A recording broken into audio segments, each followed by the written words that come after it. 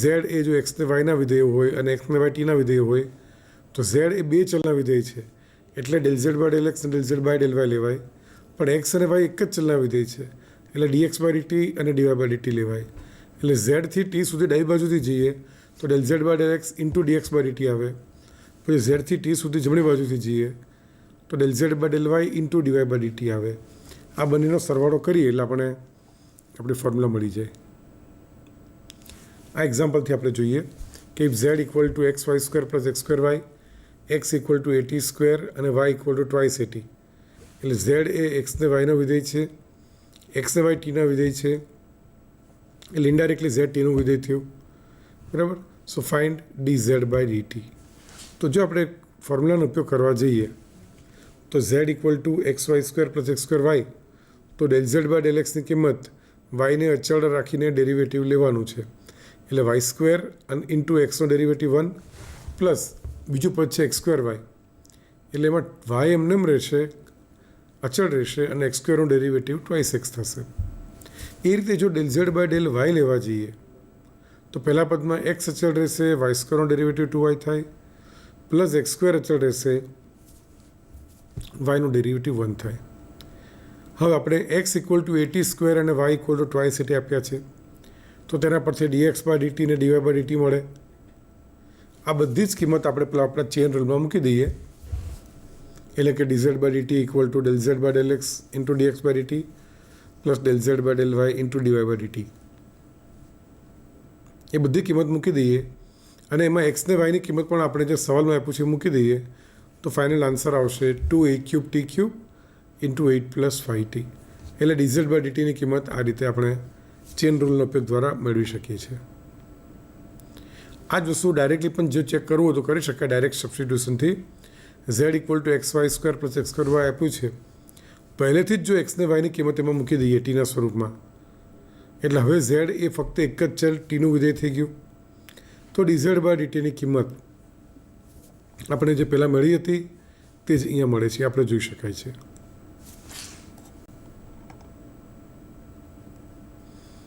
એવું જ એક બીજો એક્ઝામ્પલ છે.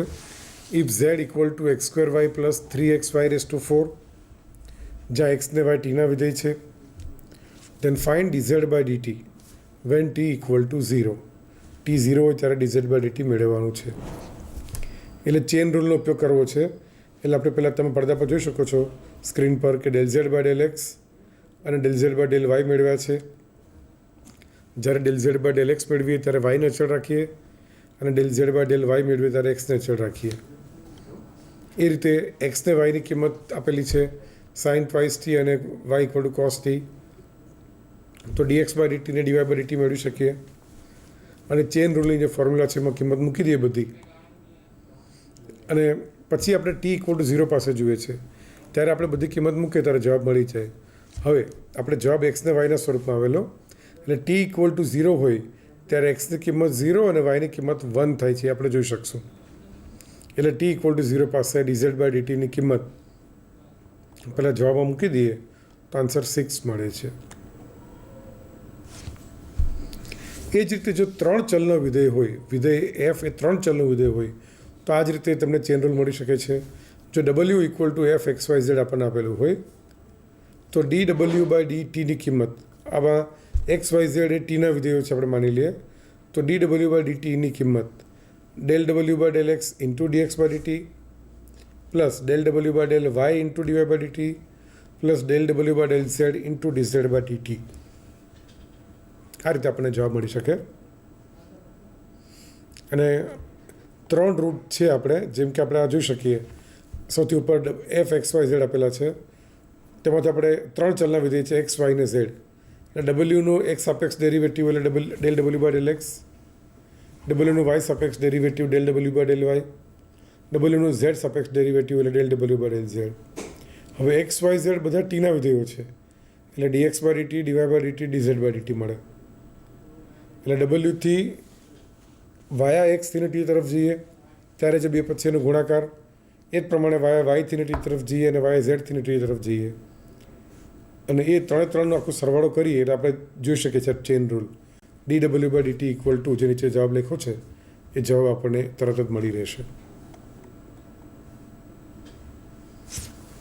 એક એક્ઝામ્પલ મેં બતાવ્યો છે કે dw/dt મેળવો જે w equal to x y plus z હોય અને જ્યાં એક્સની કિંમત કોસ ટી, વાયની કિંમત સાઇન ટી અને ઝેડ ઇક્વલ ટુ ટી હોય.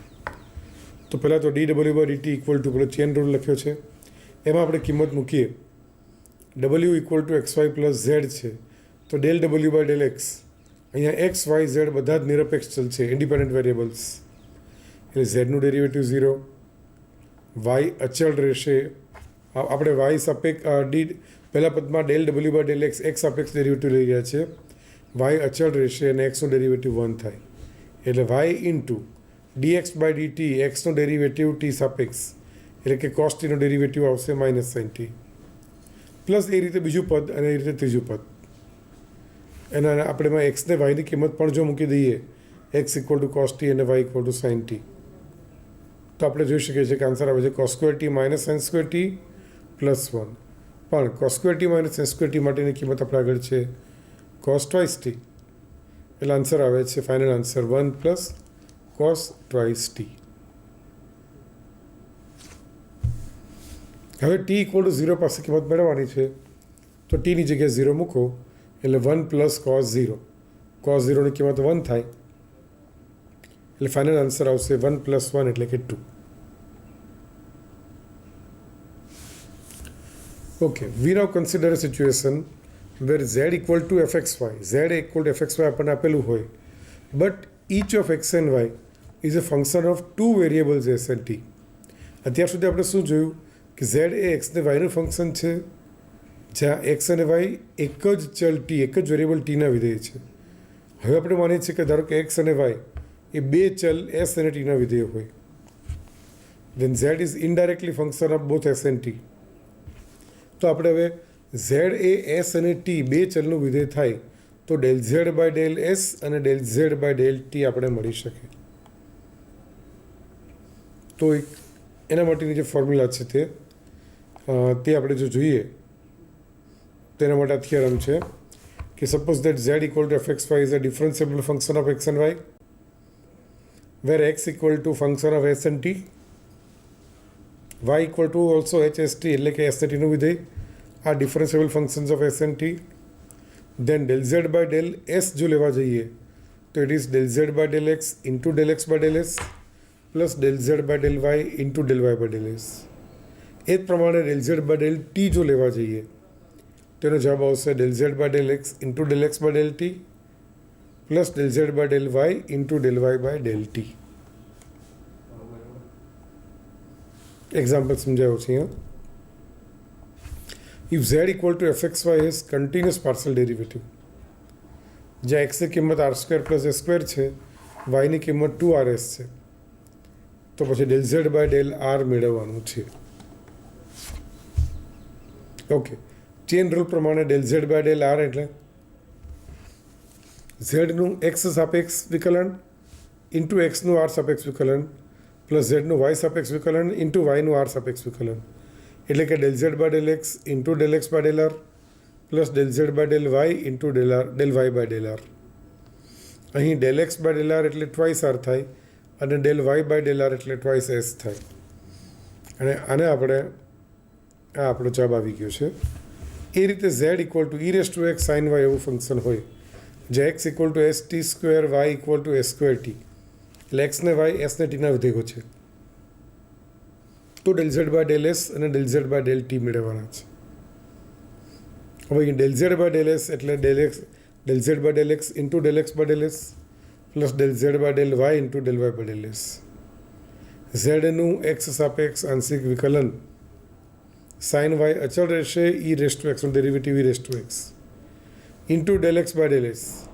એક્સનું એસ સાપેક્ષ આંશિક વિકલન, એક્સની કિંમત છે s t square, t square અચળ રહેશે અને એસનું ડેરિવેટિવ 1 થશે, પ્લસ એ રીતે del Z by del Y.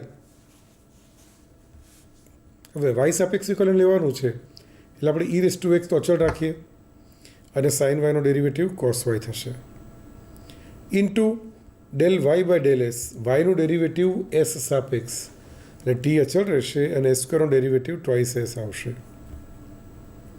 બસ, અને પછી છેલ્લે એક્સને વાયની કિંમત મૂકી દીધી છે એટલે તમે પડદા પર જોઈ શકો છો સ્ક્રીન પર છેલ્લે એ તમારો આન્સર. એ જ રીતે del Z by del T પણ તમે આ જ પ્રમાણે મેળવી શકો છો.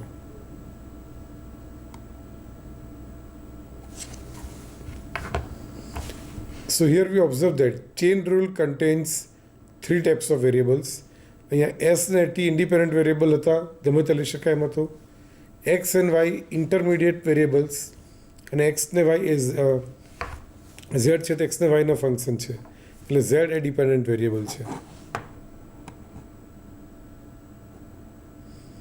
અને ચેન રૂલ સમજવા માટે આપણે પેલો ડાયાગ્રામનો ઉપયોગ કરીએ તો વધારે સારું રહેશે.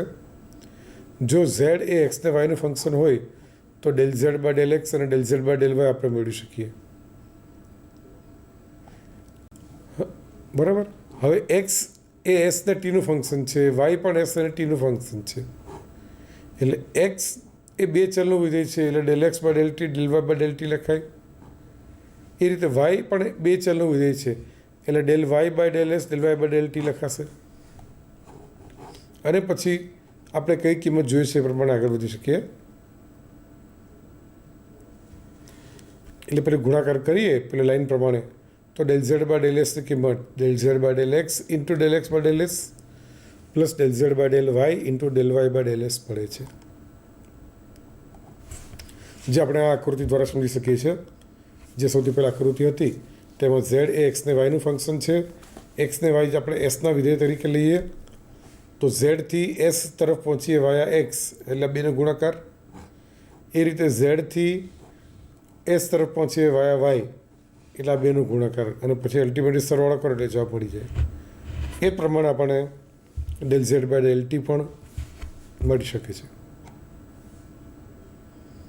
એમણે કીધું એ પ્રમાણે એક્સથી ટી તરફ જઈએ તો del x by del t, વાયથી ટી તરફ જઈએ તો del Y by del t, અને બબેનો ગુણાકાર કરીને સરવાળો એટલે આપણને જવાબ મળશે.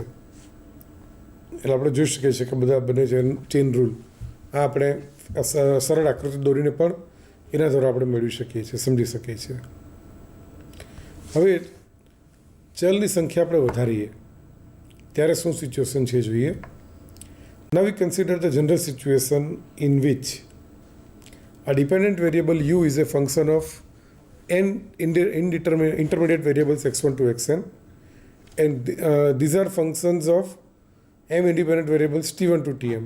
એટલે u છે તે x1 to xn નું વિધેય છે અને x1 to xn એ બધા જ t1 to tm ના વિધેયો છે. તો એવા સિચ્યુએશનમાં del you by del t one કે પછી del you by del t two કેવી રીતે મેળવવું હોય તો કઈ રીતે મળે છે તે જુઓ. So del u by del ti equal to del u by del x1 into del x1 by del ti plus del u by del x2 into del x2 by del ti and so on. એમ કરતાં કરતાં છેલ્લું જે variable છે xn ત્યાં સુધી જવાનું છે, એટલે del u by del xn into del xn by del ti આ રીતે જવાબ મળશે.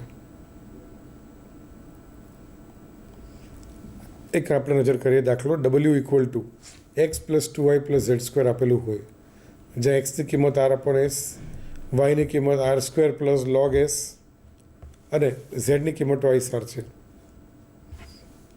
તો આપણે del W by del R del W by del S મેળવવાનું છે. એટલે જુઓ we have del W by del R, આ ચેન રૂલ લખેલો છે. હવે એમાં આપણે કિંમત મૂકવા માંડીએ del W by del x into del x by del R, એ રીતે કિંમત મૂકવા માંડીએ એટલે આપણે જવાબ મળે છે 1 અપોન એસ પ્લસ 12r. એ રીતે del W by del S મળી રહેશે. એક બહુ સિમ્પલ ઇન્ટરેસ્ટિંગ એક્ઝામ્પલ છે. If you equal to function of x minus Y comma Y minus Z comma Z minus X, then you have to show that del u by del x plus del u by del y plus del u by del z equal to 0. આ આપણે સાબિત કરવું છે. એટલે અહીં u equal to જે વિધેય આપણે આપ્યો છે તે લીધો છે, એ function of x minus Y comma Y minus Z comma Z minus x. હવે એમાં x minus y minus z અને ઝેડ માઇનસ એક્સ છે, આપણે એને કંઈક નામ આપીએ આર એસ અને ટી. ટૂંકમાં આર એસ અને ટી એ એક્સ વાય ઝેડના વિધેયો છે, એટલે આપણે શું બને છે, સિચ્યુએશન શું બને છે, u is a function of f r s comma t, એટલે યુ આર એસ ટીનું ફંક્શન છે. તો પછી એના પરથી ડેલ યુ અને r s t x y ઝેડના વિધેયો છે, તો પહેલાં del you by del x જોતું હોય તો એફનું ડેરિવેટિવ પહેલાં આર પછી એસ ને પછી ટી સાથે લેવાનું. એટલે del f by del r into del r by del x plus del f by del x into del s by del x plus del f by del t into del t by del x. હવે અહીંયા del r by del x, del s by del x અને del t by del એક્સની કિંમત આપણે મૂકીએ 1 0 -1. એટલે del you by del એક્સની કિંમત મળે છે del f by del r minus del f by del t. એ રીતે del you by del Y આ જ પ્રમાણે મેળવી શકાય. અને del you by del Z પણ તમે જોઈ શકો છો આ રીતે જ મળશે. અને પછી ત્રણેયનો જ્યારે સરવાળો કરીએ એટલે જમણી બાજુના બધા પદ કેન્સલ થઈ જશે, એટલે જવાબ આપણો શૂન્ય આવશે.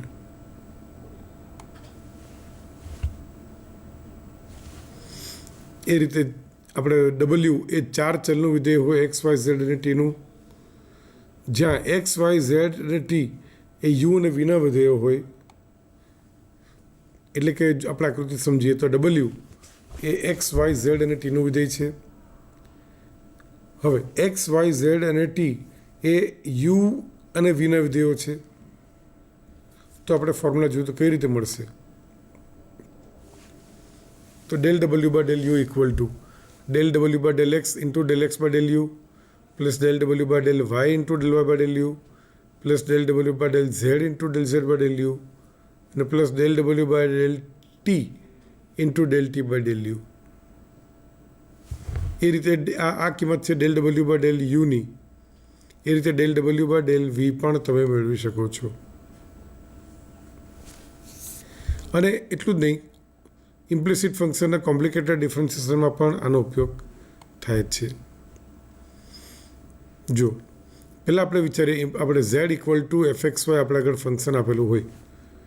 ધારો કે આપણે કહીએ કે f x y equal to 0, એક્સને વાયનું વિધેય આ રીતે આપેલું છે. So we suppose that equation of the form f x y equal to 0 defines y implicitly as a differential function of x. y એ એક્સનું વિધેય છે, ઇમ્પ્લિસિટ ફંક્શન. ઇમ્પ્લિસિટ ફંક્શન એટલે એક્સને વાયના મિક્સચર તરીકેનું વિધેય આપેલું છે. અને જે આ રીતે જોઈ શકે છે વેર એફ એક્સ